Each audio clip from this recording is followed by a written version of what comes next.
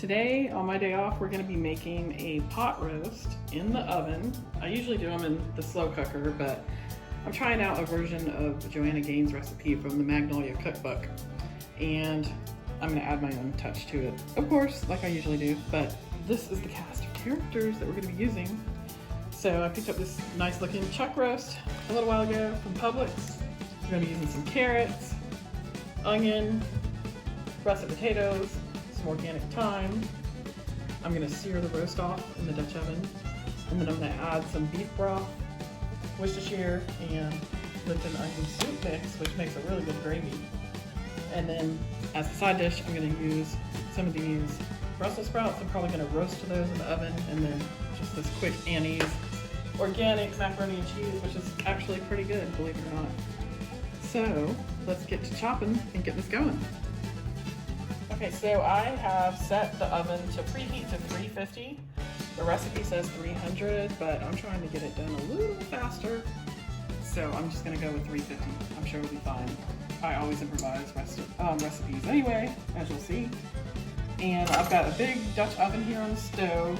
And the first thing I'm gonna do is just add a little bit of olive oil to the bottom. And that's gonna be in preparation for me to sear my roast off. And searing a roast gives it really good flavor, and it makes a really delicious gravy. So I'm going to show you how I'm going to do that next. Okay, so the next step that I'm going to do is to sear this roast beef off. And what I like to do first of all is just season it a little bit. I've got some kosher salt here. I'm just going to add a little bit of that. Got some garlic powder.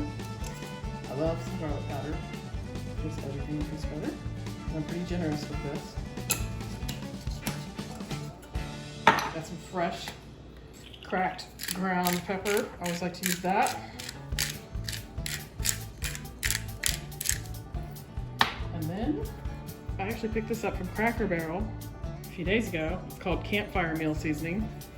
Basically has salt, pepper, red bell peppers, garlic, paprika, and a little bit of other flavorings in there. I figured I'd try that out, why not? So we'll sprinkle that on here. And then next, you just want to take a little bit of flour. This is probably not the neatest way you can do it. You'll probably be cleaner than me, but I tend to destroy the kitchen when I cook and then clean it up afterwards. So you just want to get a good amount of flour on there.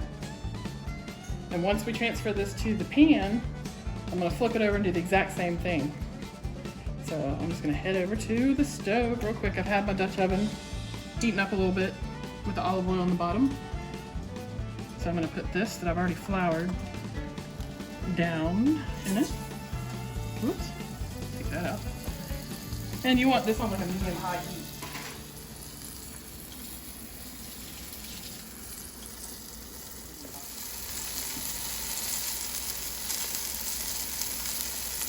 So you hear that sizzle, that's always a good sound. Now I'm just going to do the other side the same way I did. The side that is face down right now. A little bit of kosher salt on there. A little bit of garlic, actually a lot of garlic powder. Because remember, garlic powder makes it good. More ground pepper. I'm going to turn this light on, maybe y'all can see it better.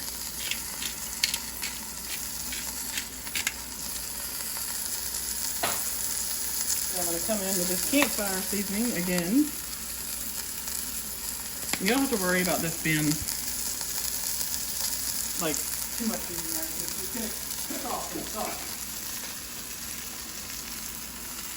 So there, I've just got my flour. I'm just going to take my hand, which is clean by the way, and just rub it around on here, and then when I get ready to flip it, we'll be good to go.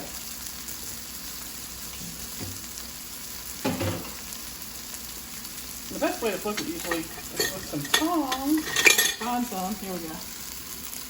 I usually just let it go by itself for a little while because you want to get it good and crusty on the bottom.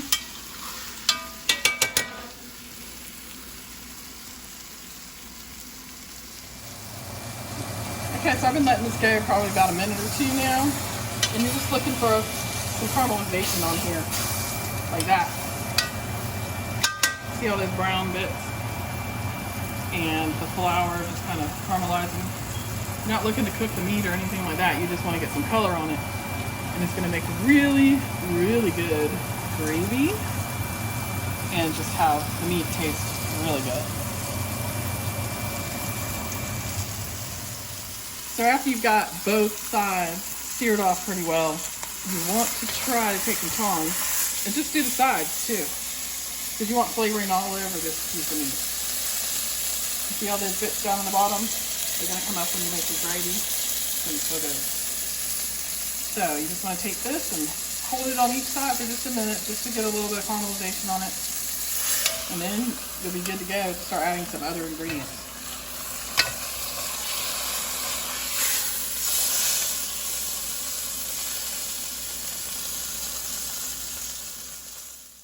Now I'm just peeling and chopping up 3 russet potatoes.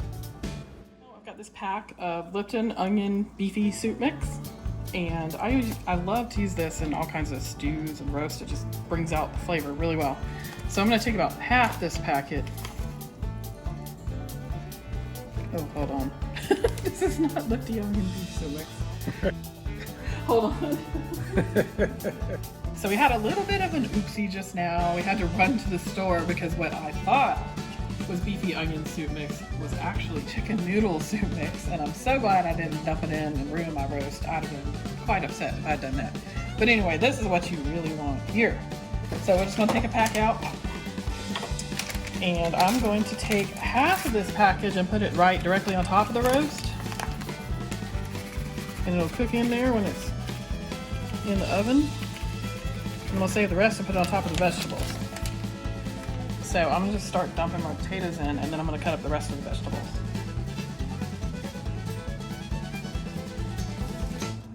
So this looks like a lot, but they will cook down.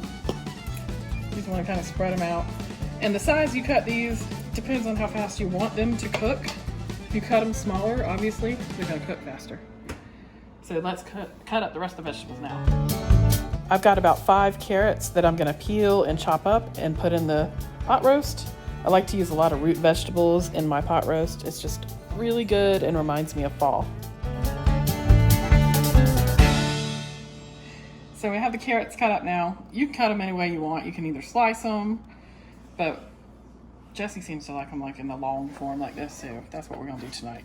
I'm going to put those in, and now we're going to move on, and we are going to get some thyme going on and some garlic. Now we're going to add an onion and just kind of quarter it and place it in the pot.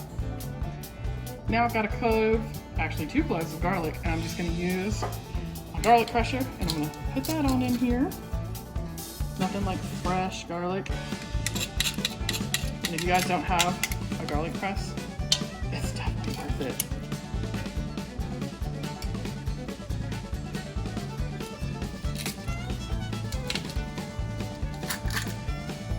It's so much easier than chopping or dicing garlic, and you get all the good stuff out.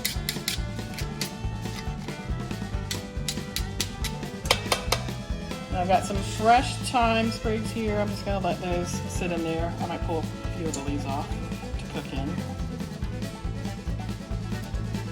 Maybe one more. Hold on.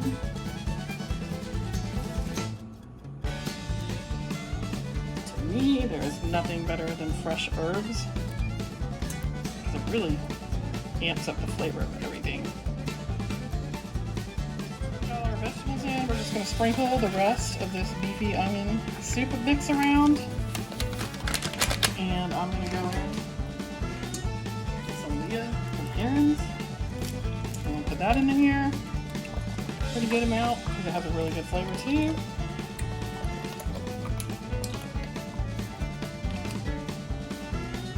Now we're just going to go in with our beef broth and just kind of gently pour that all over everything. I've got 2 cans of this stuff. And this is what's going to, oops, don't spill it all over stove like I just did. But that's what's going to make a really good gravy and help cook the beef and the vegetables. And then I'm going to put your lid on your Dutch oven. And probably about 3-4 hours later, you're going to have a really good meal. I'm going to slide this on into the oven now.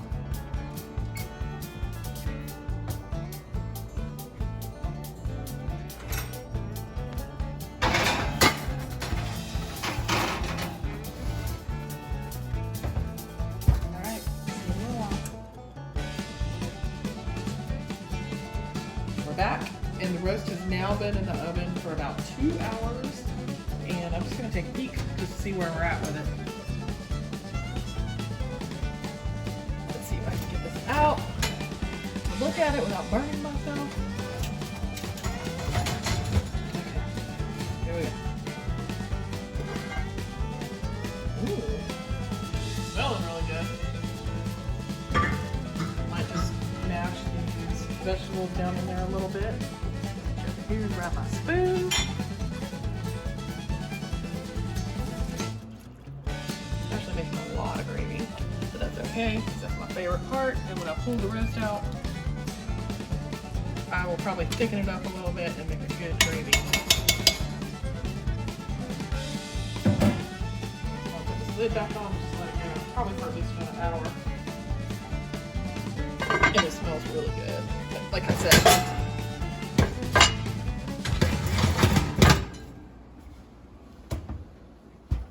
while I'm waiting, I'm gonna go ahead and get started on one of the side dishes that I'm gonna have with the pot roast, which is just fresh Brussels sprouts, and I'm going to just rinse them off, and then I will trim them up, probably cut them in half. Just give them a good rinse with some cool water. You want to make sure they're kind of dry after you do this too.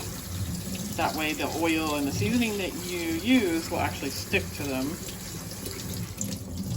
So I'm just gonna get all the water out of there and let it sit for a second.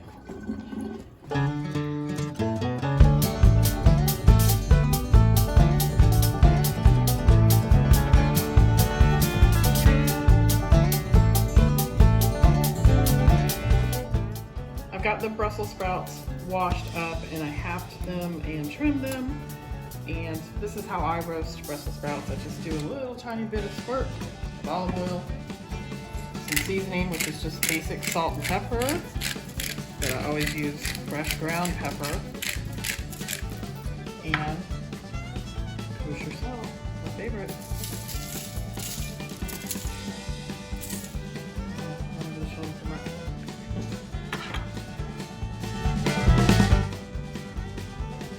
I usually turn my Brussels sprouts over and just lay them flat so they have a good place to lay down and roast evenly.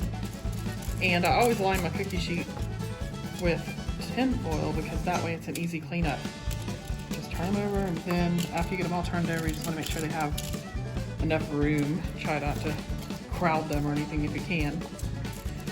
And I'm going to wait to put these in the oven until our pot roast is just about done, because it requires a really high heat, probably like 425, to roast them. And then when they come out, I'm going to glaze them with a little bit of balsamic vinegar glaze.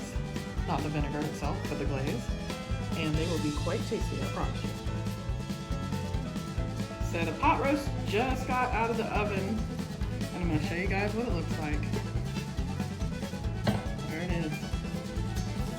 Everything's tender, the meat's tender. Pretty much can shred it apart with your fork, and that's how you know when it's done. I've tasted the gravy, and it's really good. So now I'm just waiting on the Brussels sprouts, and we're gonna plate this up and give it a try.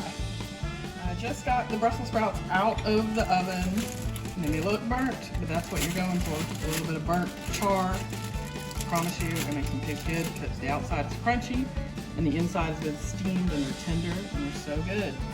So now what I do with these is kind of roll them up in here, and I'll try to put them in a pan.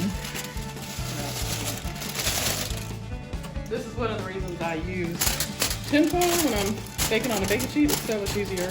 Now I've got a clean cookie sheet, and I'll just throw this out when I'm done. So now I've got them in the bowl, and I'm going to show you guys, this is what I use on them. It's so simple, and it's so good. It's just balsamic glaze. And I just want to do a few squirts of this. Throw it around in the bowl. Just kind of mix it around. I promise you, this is freaking delicious. And that's it. You got roasted, balsamic glazed Brussels sprouts here. And they're gonna be the perfect accompaniment with my pot roast. So I think it's time to plate everything up. So here's the final product. You got your pot roast, potatoes, roasted carrots, macaroni and cheese, and the roasted caramelized balsamic glazed Brussels sprouts. It's the perfect fall meal. Try it if you would like. All right, it's time for a taste test. Jess is gonna try it, and yes, we do eat on our couch because we ain't fancy around here. Seriously? Yeah, you're not just saying it? I want seconds. Already? Yeah, definitely got seconds. Damn good cooking. All right, cool. All right. Well, I'm gonna eat some too. I hope you guys enjoyed this video. I'm probably gonna start doing more of these cooking types of videos because my other love besides Disney is cooking. So why not, right? All my meals are pretty quick and easy to make. I don't get too fancy. But if you did like it, please hit like and subscribe, and I will see you next time on my day off. Bye.